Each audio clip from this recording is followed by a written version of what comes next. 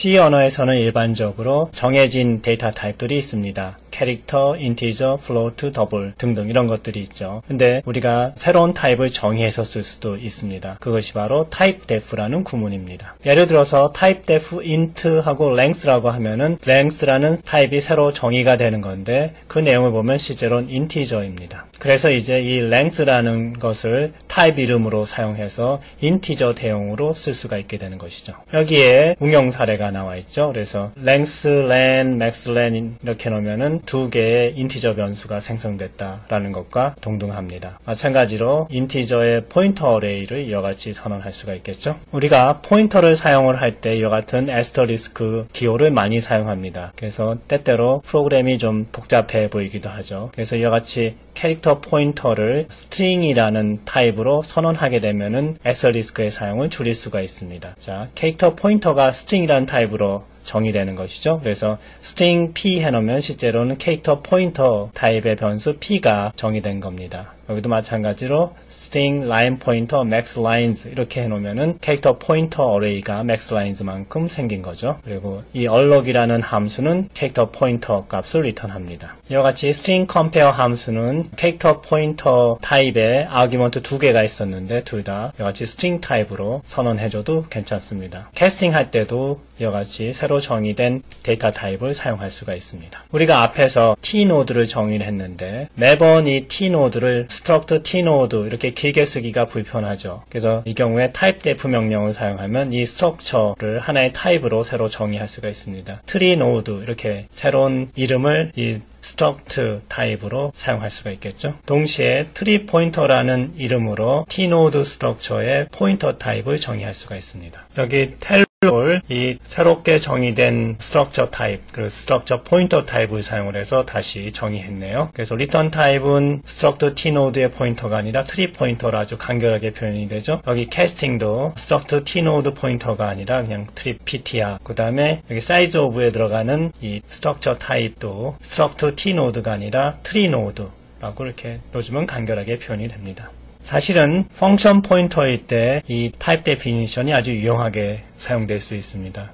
이와 같이 선언하게 되면은 리턴 타입이 인티저이고 캐릭터 포인터 두 개를 아규먼트로 하는 펑션을 포인팅하는 타입이 선언될 수가 있습니다. pfi라는 타입이죠. 그래서 이 이름으로 간단히 string cmp나 num cmp를 선언해 줄 수가 있겠죠. 이와 같이 타입 데피니션은 어떤 프로그램을 파라메터라이즈 해가지고 프로그램을 여러 시스템에 이식시킬 때 유용하게 사용할 수가 있습니다. 어떤 변수가 선언되면은 그 변수의 타입이 결정됩니다. 그러나 때때로 어떤 변수는 경우에 따라서 또는 시간에 따라서 다른 타입 그리고 다른 크기의 변수로 데이터를 저장할 필요가 있습니다. 이때 유니온이라는 것을 사용을 하는데 그러면 여러 개의 다른 데이터 타입의 변수를 같은 메모리 공간에다 할당을 해놓고 제공되는 여러 가지 오퍼레이터에 의해서 이들 중에 하나를 선택해서 사용할 수 있게 됩니다. 결국 유니온은 서로 다른 타입의 데이터를 하나의 메모리 공간 안에서 매니플레이트 할 수 있는 방법을 제시하고 있습니다. 이때 어떤 머신 디펜던트한, 즉 컴퓨터가 어떤 종류냐에 관계없이 코딩을 바꿀 필요가 없게 됩니다. 자, 이 유니온을 사용한 사례로 컴파일러의 심볼 테이블 매니저에서의 사용법을 검토해 보도록 하겠습니다.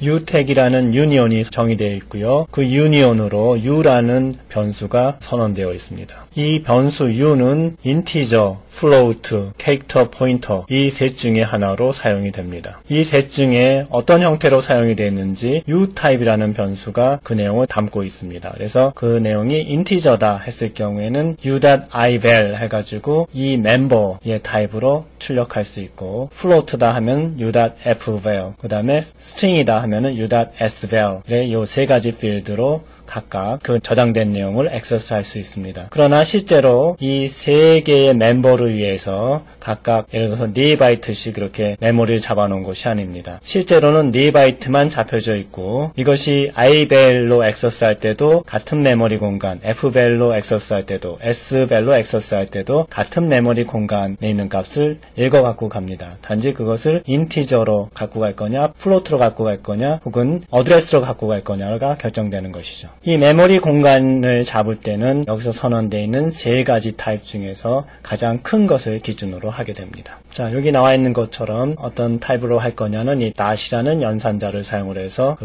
멤버의 타입으로 결정하게 되겠지만은, 이때 여기 저장되어 있는 값이 이들 중에 어떤 타입이냐 하는 것을 관리하는 것은 프로그래머가 프로그램 안에서 별도로 관리해 줘야 됩니다. C 언어에서 자동적으로 이 타입을 결정하는 것은 아닙니다. 즉, 만약에 u.ival로 어떤 값을 저장을 해놓고 u.fval로 그 값을 액세스한다면 그것은 분명히 오류일 것입니다. 그렇지 않도록 하는 것이 이제 프로그램의 책임이 되는 것이죠. 자, 이 union은 스트럭처 정의 내부에서도 사용될 수가 있죠. 여기 한 예제가 나와 있죠. 그래서 union이 이같이 스트럭처 내부에 정의되어 있습니다. 흔히는 이 union에서 어떤 타입을 사용을 했는지 이와같이 별도의 필드에서 결정하게 되어 있죠. 이 예제는 스트럭처 안에 유니온이 포함된 그런 스트럭처를 정의해 놓고, 그 다음에 그런 스트럭처로 스트럭처 어레이를 하나 선언해 놓고 있습니다. 그리고 그 어레이 내부에서 각 필드, 그리고 유니온일 경우에는 그 유니온의 타입까지도 이와 같이 dot이라는 연산자를 사용을 해가지고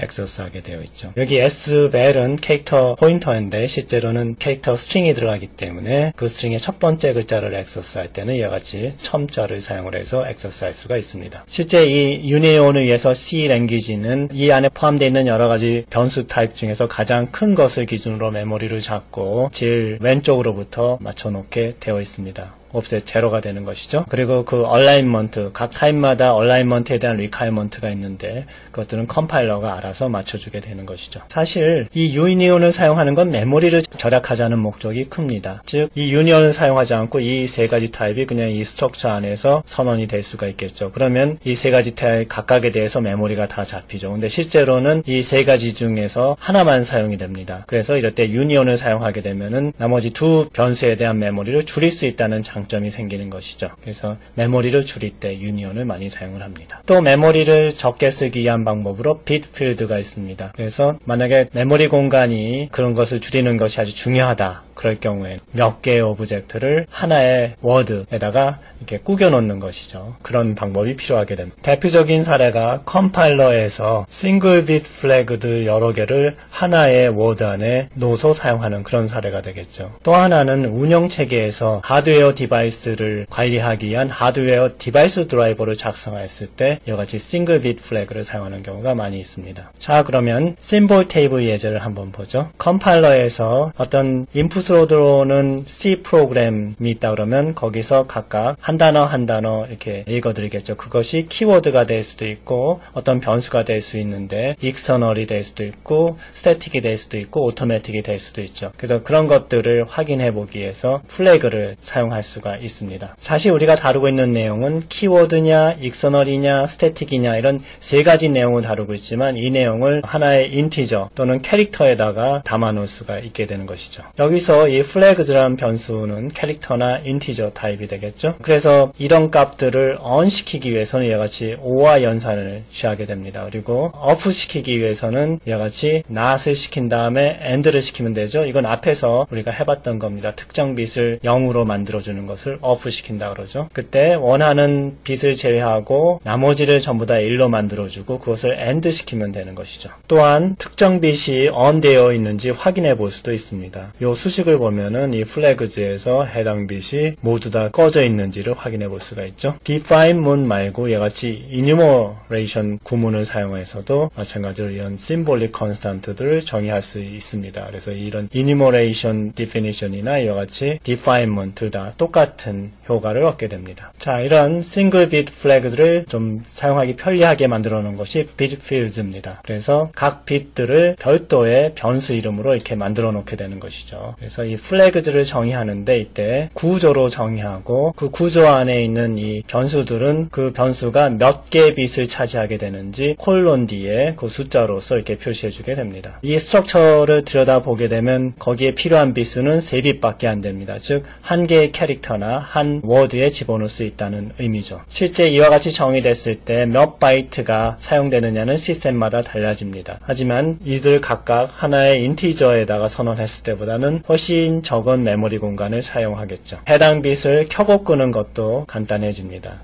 이와 같이 마치 스트럭처에서 하나의 멤버를 액세스 하듯이 dot 오퍼레이터를 가지고 그 멤버 이름을 지칭함으로써 그 해당 bit을 액세스할 수 있습니다. 그 bit이 0이나 1이냐 이렇게 값을 on-off 시킬 수도 있고 또 그 값이 0인지 1인지 테스트할 수도 있게 됩니다. 이때 역시 얼라인먼트 문제도 모두 컴파일러가 자동적으로 해결하게 됩니다. 자, 이래서 6장을 모두 마쳤네요. 자, 서머리입니다. 스트럭처에 대한 기본 개념을 먼저 설명을 했습니다. 여러 가지 관계 있는 데이터들을 모아놓은 것이 스트럭처죠. 이때 타입이 서로 달라도 괜찮았었죠. 그리고 스트럭처하고 함수들 간의 관계를 살펴봤습니다. 흔히 스트럭처는 그 스트럭처로 정의된 변수에 적용될 수 있는 연산자가 거의 없습니다. 그래서 각각의 멤버들을 직접 액세스해야 되는데 그렇게 하다 보면 프로그램이 너무 복잡해질 수가 있죠. 그때 함수들을 사용을 하면 앱스트랙션, 즉 추상화를 통해서 프로그램을 좀 더 상위 레벨에서 작성할 수 있게 됩니다. 스트럭처를 어레이 형태로 선언할 수도 있고 스트럭처를 가리키는 포인터를 선언해서 사용할 수도 있습니다. 포인터를 사용하면 셀프 레퍼런셜 스트럭처를 구성할 수 있죠. 이를 통해서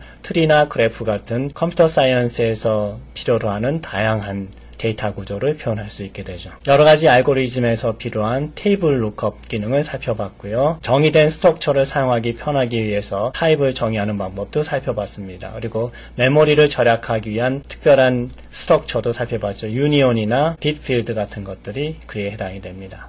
그래서 6장까지 모두 마쳤네요. 본 과정은 6장까지만 진행을 합니다. 여러분들 7장에 보면은 운영체계에서 외부 파일로부터 데이터를 읽고 쓰는 그런 내용들이 기술되어 있습니다. 또 8장에 보면은 운영체계에서 제공되는 여러가지 기능들을 호출해서 사용할 수 있는 방법을 설명하고 있습니다. 여러분들이 프로그램을 하다 그런 기능이 필요하면 언제든지 다시 이 텍스트북 즉 교재를 다시 보시고 공부하셔서 쓰시면 됩니다. 기본적으로 6장까지만 공부하면은 여러분이 C 언어에서 사용할 수 있는 기법들을 거의 다 습득했다고 할 수 있습니다.